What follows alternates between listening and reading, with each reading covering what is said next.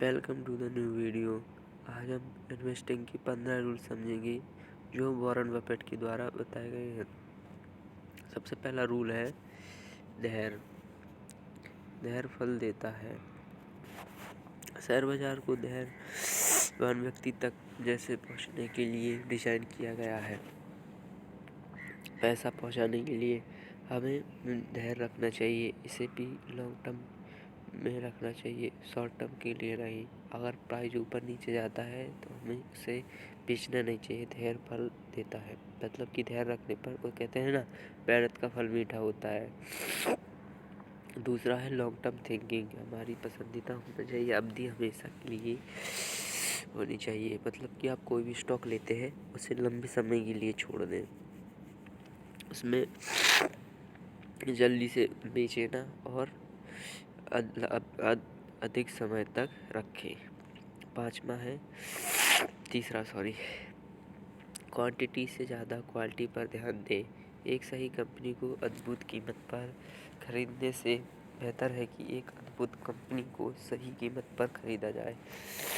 मतलब कि कोई भी स्टॉक्स होता है तो उसकी एक क्वांटिटी होती है, एक क्वालिटी होती है।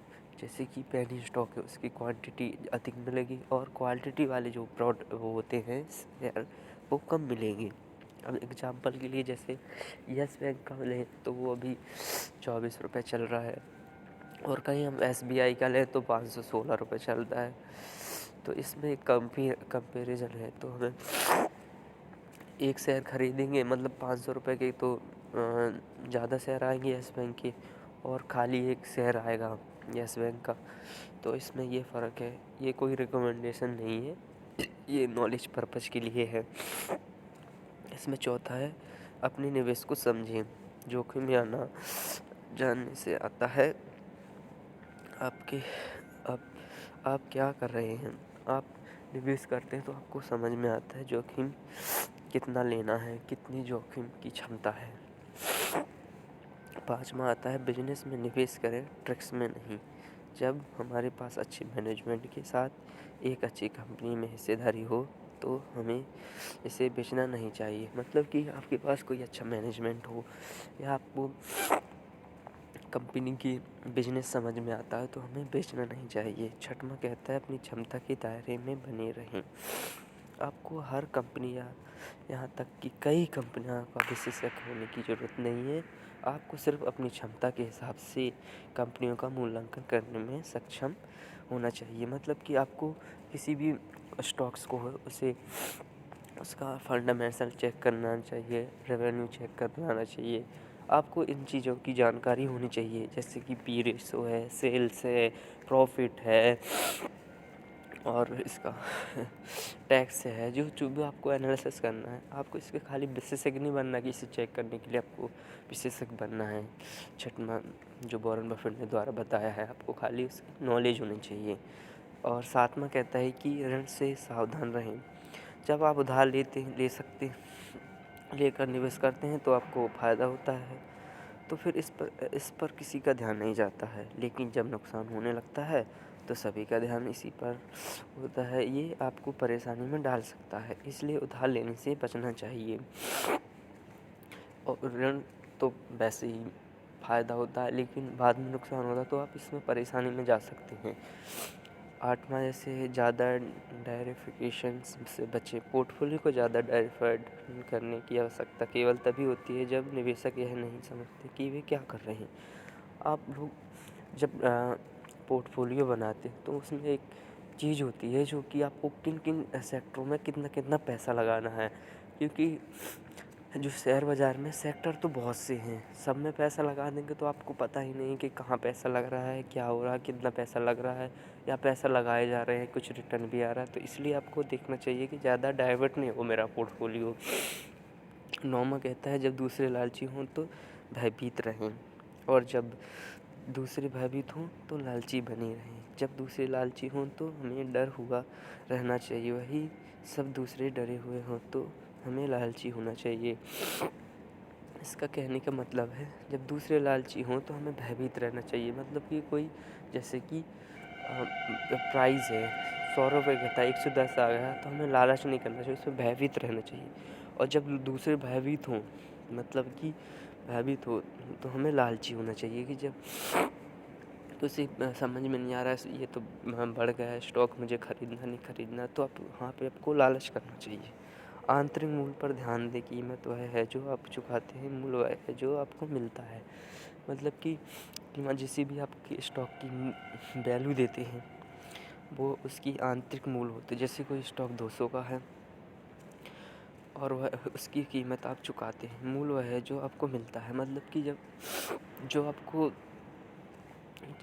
एक ₹2 ₹1 कमाने के लिए देना पड़ता है, उसी को बोलते हैं मूल्य वह है जो आपको मिलता है। मतलब कि जो कंपनी की ग्रोथ है उसके हिसाब से आपको पैसा मिलता है कि जैसे कि अब मुझे ₹100 कमाने के लिए कितने अधिक रुपए देने पड़ेंगे। मतलब कि जिस किसी से मुझे ₹100 कमाने हैं तो उसे मैं ₹110 में जैसे कोई स्टॉक खरीदे, ₹100 की वो है तो मुझे ₹110 देने पड़ेंगे ₹100 कमाने के लिए। इसी तरह का होता है। 11वां पॉइंट है बाजार के उतार चढ़ाव पर ध्यान दें। भगवान की तरह वह बाजार उन लोगों की ही मदद करता है जो अपनी मदद खुद करते हैं, लेकिन भगवान भी विपरीत बाजार उन लोगों को माफ़ नहीं करता है जो नहीं जानते हैं कि क्या करते हैं।